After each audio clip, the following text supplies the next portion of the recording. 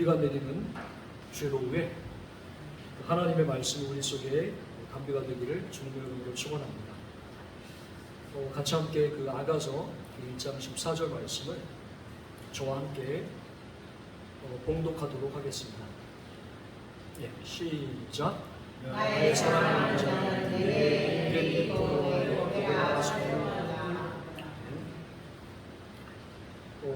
저는 이제 지난 3주 동안에 이 아가서 1장 14절 말씀을 가지고 우리 교회가 주님 앞에서 어떠한 존재인가를 한 3번에 걸쳐서 오늘이 3번째 말씀입니다. 그래서 오늘 특별히 제목이 고벨화의 교회라는 이제 제목으로 말씀을 좀 나누려고 합니다.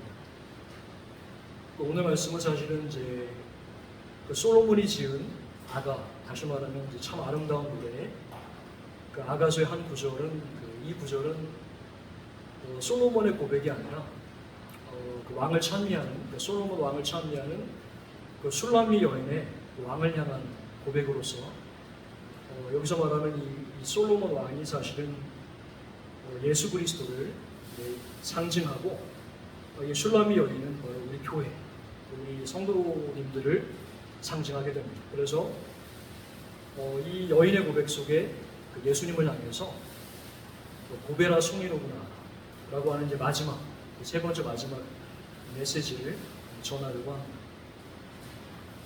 여기 고벨화는 이제 사실은 저도 본 적은 없습니다. 꽃이라고 합니다. 사막에 피는 꽃. 정확히는 이제 엔게리 포도원이 바로 이 사막에 자리 잡은 곳이다 보니까 사막에도 잘 피는 꽃, 이게 바로 이제 고벨화인데, 이 교배라는 이제 우리 교회 이름이 아니라 바로 왕의 이름, 예수님의 이름입니다. 그래서 저는 이제 지난 그 2번에 걸쳐서 교회는 엔게리 샘터가 돼서 어린 염소들을 먹이는 샘터로서 역할을 해야 된다. 그리고 또 사막의 포도원처럼 주님이 열매 맺는 그 포도주를 맺는 존재가 되어야 한다. 오늘은 특별히 이제 마지막 시리즈로서 교회는 고벨화의 교회여야 한다. 이 고벨화는 이제 예수님의 이름. 다시 말해서 교회는 너무나 당연한 얘기인데 참 당연하지 않게 된 현실이 이 예수님의 교회여야 합니다. 그러니까 교회는 예수님을 중심에 품고 예수님의 향기를 드러내는 존재가 주님의 교회. 다시 말해서 예수님이 이 땅에 계실 때 그 에클레시아라 불리는 교회를 향해서 나의 교회다 라고 이렇게 말씀을 하셨습니다. 과연 우리는 지금 우리가 지금 살아가고 있는 이 한국 교회뿐만 아니라 전 세계 교회가 과연 이제 예수님의 교회인가? 말만 예수님은 아닌가? 하는 것을 우리가 한번 생각을 정말로 해봐야 합니다. 사실 이 고벨화는 이제 옛날 말이고 지금은 이제 실제로 이 꽃이 있다라고 합니다. 본 적은 없지만 그런데 되게 유명한 꽃이라고 합니다. 왜냐하면 이제 이 고벨화라고 불리지 않고 헤나라고 불린다고 합니다. 헤나가 이제 뭐냐면 좀 아시는 분은 알겠지만 이제 타투하는 게 이제 타투하는 붉은색 염료를 만들어내는 그 작은 꽃나무, 그게 바로 이제 이 고벨화라고 합니다. 그래서 오늘 이제 보면 고베라 송이 한 거 이유가 이제 고베라 그 꽃이 자체가 그 포도송이처럼 그렇게 생겼다라고 해서 여기 이제 고베라 송이다 이렇게 이제 비유를 했습니다. 저는 이 고벨화라는 것이 도대체 무슨 뜻이길래 이렇게 거룩한 시인이 예수님을 향해서 그 이름을 지었는지, 그리고 과연 우리 고벨화의 교회로서 정말로 이 교회가 하나님 앞에서 어떠한 존재이고, 물론 이 교회뿐만 아니라 예수를 믿는 모든 성도와 신자들이 어떠한 존재이며 어떠한 사명을 가지고 있는가를 최대한 좀 빨리 이제 간단하게 하고 싶지만 이게 이제 빨리 할 수 있는 건 아니다 보니까 어떻게 하든지 제가 포인트를 가지고 말씀을 나누도록 하겠습니다. 그래서 오늘 사실 이제 그 아까도 그 찬양을 그 샤론의 꽃에 대한 얘기를 이제 해봐야 됩니다. 혹시 그 김춘수 시인이라고 들어보셨나요?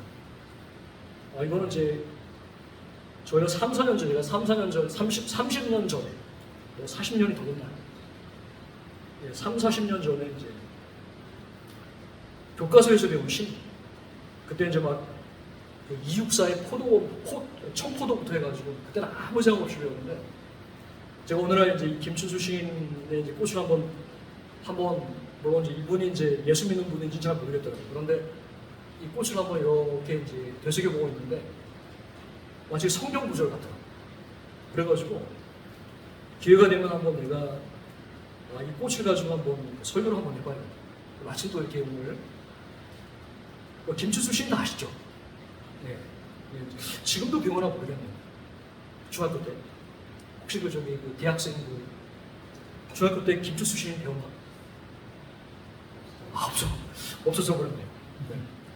저희 때는요 이게 이제 그 264 시인하고 이제 막 김춘수 시인 이렇게 배웠을 때 꽃이라는 거 배우면은 그 중학교 때 이제 막 국어 선생님이 이 꽃이 누구냐 이렇게 이제 시험 문제를 냈어요. 그러면 그 시험 문제에서 답이 뭐가 돼야 되냐면 민족이 돼야 돼요. 민족. 근데 알고 보니까 이 꽃이라고 하는 것이 무조건 민족은 아니었더라고요. 근데 우리는 이제 어릴 때 그렇게 배웠어요. 이육사 시인 청포도 딱 하면은 제가 다 이 민족의 그 한을 품고 이게 시를 읽었던 그 위대한 민족시인 이렇게 제가 이 김춘수 시인의 그 꽃 구절 하나를 제가 소개시켜 드릴게요. 아마 다 아실 것 같은데 제가 읽어드리겠습니다. 원래는 제가 이제 웬만하면 설교 때 이제 이 세속적인 걸 안 하는데, 근데 이제 이게 이제 이게 세속적이지 않더라고요. 이게 성경적이더라고요. 이거 여기서 말하는 이 그라고 하는 것은 예수님으로 생각하면 이게 성경적입니다. 그러니까 내가 그의 이름을 불러주었을 때 그는 나에게로 와서 꽃이 되었다. 멋지십니다. 아름다우시죠. 제가 오늘 이 이제 감히 이 세속적인 시인, 이 김춘수 시인의 한 꽃 구절을 이렇게 끌어와 당기는 이유는 오늘 이 거룩한 시인의 고백 속에 그 평범한 한 해나 꽃을 고벨화라는 아주 구체적인 이름을 부르는 여인의 고백이 바로 우리 교회의 고백이 되어야 하는구나 라는 것을 생각을 해서 그렇습니다. 왜 그러냐면 이 고벨화라는 이 고벨이라는 단어가 히브리 말로는 이제 코펠, 이게 속죄라는 뜻입니다. 정확히는 이제 대속물 혹은 속전이라고 하는 속죄라는 속죄. 예수님이 베드로에게 너는 나를 무엇라 부르느냐? 예수님은 그분의 제자들에게 자기가 누구인지, 자기의 이름이 무엇인지를 묻습니다. 그때 베드로는 주저하지 않고 주는 그러시듯이 살아계신 하나님의 아들이십니다라고 그분을 향해서 고백했을 때 주님은 그 고백을 심히 기뻐하셨습니다. 이게 뭘 뜻하냐면 우리가 그냥 하나님, 예수님 말로만 이렇게 이제 그분을 믿는 것처럼 보이지만 진짜 예수님을 믿는다는 것은 그분의 이름을 부를 때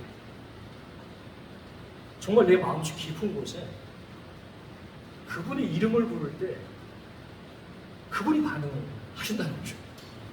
그러니까 아무리 우리가 와가지고 예배를 드리고 하나님 뭐 찬송하고 예수님 찬송했는데 정말 내 마음속 깊은 곳에서 당신은 나에게 이런 분입니다 라는 이제 내 마음속에 이름을 부를 때 그 이름을 불러주었을 때 그는 나에게로 와서 꽃이 된다. 여기서 말하는 꽃이라는 것은 단순한 꽃이 아니라 아주 아름다운, 아주 소중하고 아주 의미 있는 존재가 되었다. 이런 뜻입니다. 우리는 이제 최근에 이제 한 달 동안 목사님이 열심히 출애굽기 20장에 10계명을 열심히 우리가 이제 배우고 있습니다. 근데 우리 출애굽기 20장 2절에 보면은 하나님이 출애굽기 이 십자가 십계명을 말씀하시기 전에 그분이 먼저 그분의 이름을 먼저 우리 가운데 소개해 주세요. 그 이름이 뭐냐면 이렇게 말씀하십니다. 나는 너를 애굽 땅 종되었던 집에서 인도하여 낸 너의 하나님 여호와니라. 이게 뭘 뜻하냐면 하나님이 자기를 드러내시고 또는 우리가 그분의 이름을 불러야 합니다. 그분의 이름은 구원자입니다. 이걸 바로 코펠, 속죄의 꽃입니다. 마가복음 10장 45절에 놀랍게도 예수님이 그분의 이름이 고벨화라는 것을 말씀하고 있습니다. 바로 여기 나오는 마가복음 10장 45절. 인자가 온 것은 섬김을 받으려 함이 아니라 도리어 섬기려 하고 자기 목숨을 많은 사람의 대속물. 이게 바로 정확히 코펠, 고벨화. 우리가 여기에 지금 이 비 오는 날 멀리서 와서 모여 있습니다. 교회를 우리가 이제 섬기고 또 교회를 다니고 예배를 드리러 왔습니다. 과연 우리는 여기에 왜 모였을까요? 이 아까운 시간을 왜 여기서 보내고 있을까? 그것은 단 하나의 이유만 가능합니다.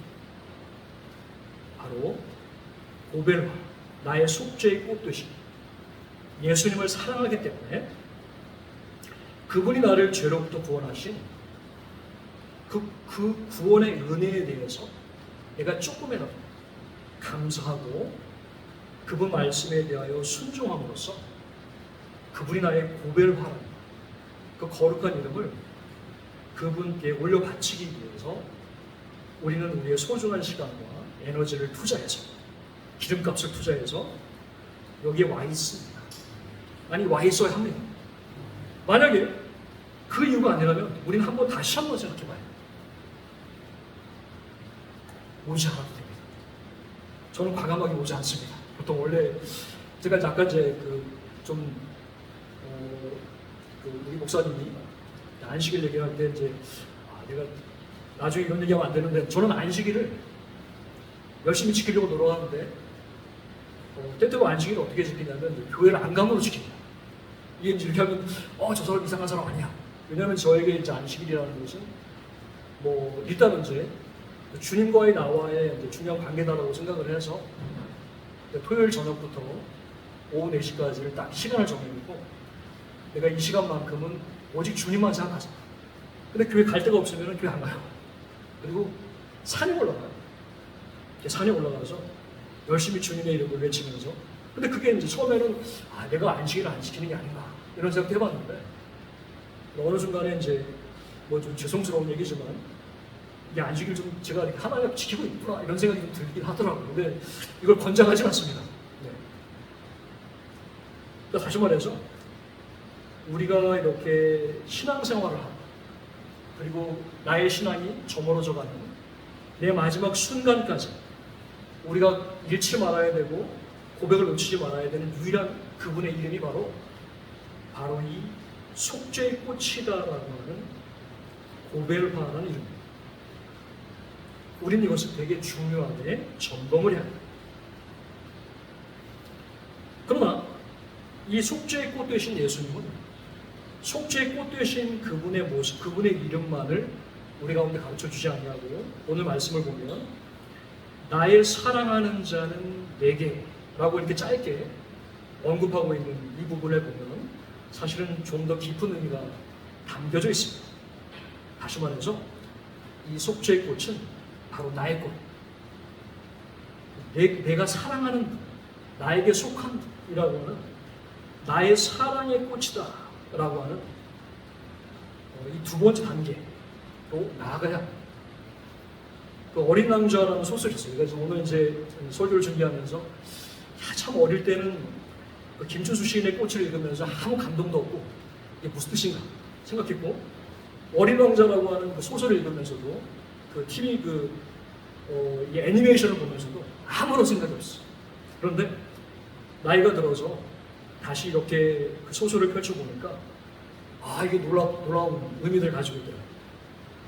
이 어린왕 소설에 보면요, 어린 왕자가 이제 이 지구에 불시착을 해서 어느 날 그 장미정원의 수천송이를 보게 됩니다. 그러면서 참 아름답구나 라고 이렇게 얘기를 하는데, 그때 그 어린 왕자가 그 수천송이를 보면서 떠올린 거는 자기 별에 있던, 자기를 그렇게 괴롭혔던, 맨날 밥을 주고 물을 주고 항상 불평만 하던 그 자기의 그 장미를 시작하는. 근데 그때 그 옆에 그 여우 한 마리가 있어요. 그 여우 한 마리가 답을 줍니다. 저 아무리 예쁜 수천 송이의 장미가 있어도 너에게 소중한 거는 그 못생긴 장미 한 송이가 너에게 소중한 거야. 왜 그런가? 그게 바로 이제 여우가 이런 얘기를 합니다. 바로 관계의 길들입니다. 서로 주고받는 관계. 다시 말해서 아무리 예쁜 수천 송이의 장미가 있어도 그것은 나에게 그것에 불과합니다. 그런데 그것이 어느 날 내 삶 속으로 들어오고 나와 깊은 관계를 맺고 내가 그를 길들이고 또한 그가 나를 길들일 때 그것이 바로 나에게 당신이 됩니다. 너무 좀 철학적인가요? 다시 말해서 하나님, 그분이었다가 어느 날 나에게 내가 사랑하는 당신이 되을 때 그때 그분은 움직이십니다. 우리는 예수를 믿지 않을 때 그분은 참 위대한 분이야. 그분은 4대 성인 중에 한 분이야. 또 예수를 믿다가도 어느 순간 역시 예수님은 대단하셔. 나를 위해서, 우리 인류를 위해서 구원하셨지. 라고 이제 이렇게 얘기를 할 때 그분은 꿈쩍도 하지 않습니다. 그런데 그분이 나의 고백을 하고 내가 사랑하는 당신이구나 라고 어느 순간에 주님을 향해서 주님은 나의 당신이십니다 라고 이렇게 고백을 할 때 주님의 마음이 움직입니다. 진정한 사랑은 한순간의 매력의 환상에서 오지 않습니다. 오랜 기간의 길들임의 관계에서 오는 실상. 그게 진짜 사랑입니다. 내가 처음에 저도 마찬가지입니다. 처음에 예수님을 처음 만났을 때 그분이 모든 인류를 위해서 십자가를 주신 역시 위대한 구원자야 하는 그러한 지식은 갖고 있었지만 어느 날 갑자기 나의 죄 때문에 저분이 십자가를 지셨네. 저분이 나를 알고 계시네. 그리고 나를 아는 정도가 아니라 나를 위해서 십자가를 지셨네 라고 하는 이제 그 지식과 알미 들어올 때 그때부터 신앙이 시작이 되더라고요. 그런데 그것만이 아니에요. 어느 날 내가 힘들고 내가 지치고 나의 고난 중에 하나님이 나와 함께 하시고 내 기도를 들으시네. 내 삶이 그냥 그대로 흘러가는 게 아니네.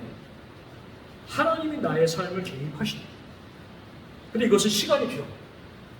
바로 오늘 말하는 이 어리라는 소설에서 말하는 이 관계의 길들임이라고 하는 이 관계 속에 내 삶을 주관하고 섭리해 주시는 그 주님을 경험할 때 그게 바로 나의 주님. 도마가 부활하신 예수님을 보고 뭐라고 고백하냐면 나의 주님, 나의 하나님. 우리의 주님, 우리의 하나님 맞습니다. 그러나 나의 하나님, 바로 나 한정승의 하나님이라는 것을 경험하지 않거나 놀랍도록 우리는 그분을 사랑하지 않습니다. 진짜 그렇습니다. 왜냐하면 이 사랑이라는 것은 그냥 오지 않습니다. 내가 그분을 인격적으로 만나고 그분이 내 삶을 개입하고 통치하고 내 삶을 인도하고 나의 눈물을 닦아주시는 분입니다. 라는 것을 실제적으로 경험할 때만이 사랑이라는 꽃이 가슴 속에서 피어나기 시작합니다. 그래서 우리는 사랑하면 서로 꽃을 주고받습니다. 여기 제 아내가 있으면 좀 오해가 되지만 저는 이제 제 아내 생일 때 어떻게 하든지 꽃을 선물해야 합니다. 선물하지 않으면 이제 큰일 나는 거죠. 네, 작년에도 이제 아주 실컷했습니다. 네, 일요일날 이제 월요일이 생일인데 일요일날 밤에 이제 수업이 끝나서 오는데 지금 다 닫혀 있는 거예요. 어떻게 해요? 이리저리 왔다 갔다 하다 결국 꽃을 못 사고 꽃 화분을 사가지고 겨우겨우 염색을 했어요. 근데 제가 말하는 건 이제 그런 거 말고 사랑하는 사람은 왜 그렇게 꽃을 주고받을까요? 그게 우리 하나님을 닮았기 때문에 그렇습니다. 하나님은 우리를 사랑하셔서 그분의 독생 성자를 속죄의 꽃나무로 이 땅에 피우셨습니다. 요한복음 1장 14절 말씀이 육신이 되어 우리 가운데 거하시매 우리가 그의 영광을 보고 아버지 독생자의 영광이요 은혜와 진리가 충만합니다. 예수님은 하나님이 우리 가운데 보내신 꽃 선물이십니다. 우리는 그 꽃 선물을 통해서 뭘 봐야 되냐? 아까 이제 십계명을 통해서 우리가 사랑을 본다고 했잖아요. 바로 예수님 그 자체를 보면서 저분이 하나님이 보내신 우리 아버지가 보내신 나를 사랑하는 증거로서의 꽃이구나 라고 하는 것을 그리고 꽃을 피기시 그 꽃이 바로 십자가 그분의 십자가가 바로 사랑과 희생의 고별화의 꽃을 피우고 부활이 생명의 고별화의 꽃을 피우고 바로 하나님이 먼저 그리고 예수님이 먼저 우리 가운데 오셔서 우리를 사랑하는 꽃을 먼저 피우죠. 그럼 우리는 어떻게 해야 돼요? 우리도 그분을 사랑하기 때문에 꽃을 바칩니다. 그게 바로 예배입니다. 우리가 이 자리에 오는 이유, 우리가 이 자리에 와서 출근부를 찍기 위해서 사실 저도 그런 일이 있습니다. 그런데 왜냐하면 사역자가 있기 때문에 출근부 찍어야 돼요. 그러나 정말로 내가 이 자리에 와서 하는 이유가 뭡니까? 그것은 나에게 꽃을 주신 그분에 대한 나의 작은 꽃의 선물. 우리는 이 예배를 그런 방식으로 이해를 해야 합니다. 김춘수의 꽃, 그 다음 구절을 제가 이제 이게 그 다음 구절도 아주 훌륭한 구절이에요. 예. 제가 읽어드리도록 하겠습니다. 나는 그에게로 가서 그의 꽃이 되었다. 사실은 제 주변은 신기하게 등단한 그 시인 목사님들이 좀 계세요. 그 중에 한 분이 우리 은퇴 목사님이 알고 계시죠? 등단하신 시인이시죠. 참 목사님들 중에서는 그런 분들이 계시더라고요. 언어 하나하나를 그냥 쓰지 않습니다. 그 다음에 생각 하나하나를 막 쓰지 않아요. 그래서인가 그런 분들이 이제 목사님이 되시는가 그런 생각도 합니다. 나는 그에게로 가서 그의 꽃이다. 다시 말해서 뭐냐면 사랑하는 사람은 서로가 서로에게 꽃이 됩니다. 이 꽃이라는 것은 뭐냐면 매우 소중합니다. 너무나 값지고 아름답다. 지금 누가 여러분들의 꽃입니까? 당연히 나에게 주어진 소중한 인연들이 꽃입니다. 나의 부모님, 내 자식, 내 친구. 솔직히 보면은 제 부모님이 다른 부모님보다 잘난 게 없어요. 솔직히 내 자식도 마찬가지. 잘난 게 없더라고요. 심지어는 가끔 보면은 내 자식이 좀 이렇게 못생겼지? 이런 적 있어요. 그게 중요하지 않더라고요. 하나도 안 중요하더라고요. 그냥 얘가 내 자식인 거예요. 그 오랜 시간들 동안에 얘 똥기저귀를 갈아주고 함께했던 그 수많은 시간들이 너무나 소중한 거예요. 그 소중함이 바로 이 존재가 나의 꽃이 됩니다. 우리에게 가장 소중한 꽃, 그것은 솔직히 말하면 부모님도 아닙니다. 예수 그리스도. 오직 예수 그리스도만이 우리에게 가장 소중한 인연이고 가장 소중하고 가장 값지고 없어서는 안 되는, 만나지 못하면 큰일 나는 그분이 바로 고별화 되신 예수 그리스도. 그리고 바로 그분이 주인된 교회에서 만난 주님의 작은 꽃들, 그분이 우리들입니다. 사실 우리 교회, 이 한국 현대교회는 바로 이런 작은 꽃들의 의미를 다 상실해 버렸어요. 아까도 이제 우리 임순자 집사님하고 차를 타고 오면서 따님이 큰 교회를 가면서 그냥 얼굴 도장만 찍고 오는 그런 교회. 예전에는 저도 한때 포부가 있을 때는 그래, 그럼 큰 교회를 좀 한번 해보자, 그런 마음도 있었지만 지금 가만히 이렇게 보니까 그 교회가 아니에요.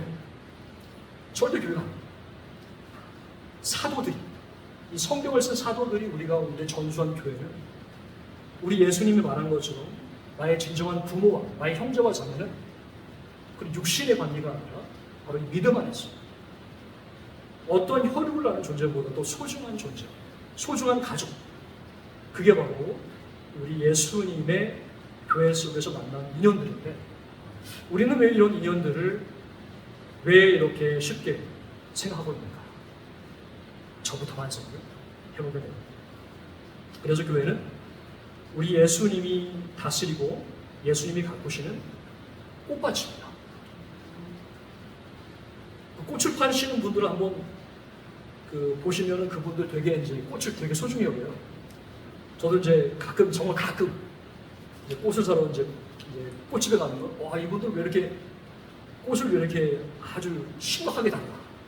물론 이제 그분들 돈줄이기 때문에 그렇긴 합니다. 그런데 그분들 그것만 하는 게 아니라 정말 꽃을 정말 소중히 여깁니다. 소중한 것. 사람은요, 그 사람이 누구인지를 알려면 그 사람이 무엇을 소중하게 여기는지 보면, 무엇을 소중하게 여기십니까? 나는 예수님을 소중하게 여겨 라고 하면 수백만 마디를 해도 그 사람의 이 언어가 아닌 행동을 보면 그 사람이 뭘 소중하게 여기는지 그대로 단방에 알아납니다. 정말로 우리는 예수님을 우리에게 가장 소중한, 가장 중요한 고비라고 여기는 겁니다. 아니면 예수 이름을 둔갑한 나의 자신, 자기 우선순위, 자기 사역, 자아 실현, 아니면 예수님을 둔갑한 이 세상 것들, 세상의 물질, 이 세상의 성공, 그것들을 더 소중하게 여기지는 않는가 하는 것을 우리 깊이 한번 체크를 해봐야 돼요. 그렇다면 예수님을 정말로 소중하게 여기는 사람들의 특징, 그것은 우선 첫째로는 하나님의 말씀입니다. 하나님의 말씀을 얼마나 내가 하루 종일 생각을 하고 있는가, 그리고 하나님과의 친교입니다. 왜냐하면 사랑하는 사람은 같이 있고 싶잖아요. 똑같습니다. 그러다 보니까 이제 예배를 통해서 우리 하나님을 찬미하고 하나님 말씀을 듣는 것을 소중하게 여기기 때문에 우리 성도님들은 바로 그것 때문에 그 무거운 발걸음을, 힘든 발걸음을 여기로 하신 거예요. 그래서 저는 이제 믿고 있습니다. 봄날만 되면 제 학원에 있는 작은 강의실에 매년 이제 한 3년째 키우고 있는 라임 오렌지 꽃향기가 딱 이제 갑자기 이제 향기를 탁 펴요. 봄에만. 열흘이 안 가요. 화무 11홍이라고 이제 옛날부터 그런 말이 있었는데, 아무리 예쁜 꽃이라도 10일을 가지 않습니다. 그런데 그 10일 동안 그렇게 행복합니다. 근데 그 10일을 꽃향기를 맡기 위해서 가끔 이런 생각합니다. 내가 이 꽃향기 그 10일을 맡기 위해서 내가 1년을 이렇게 키워야 되나. 그런데 그게 가치가 있습니다. 근데 그 꽃을 이제 피우기 위해서 1년 내내 저는 맨날 이제 학원에 가자마자 제일 먼저 하는 일이 뭐냐면 각 방마다 있는 이제 그 나무들을 이제 물을 줍니다. 물 안 주면 안 돼요.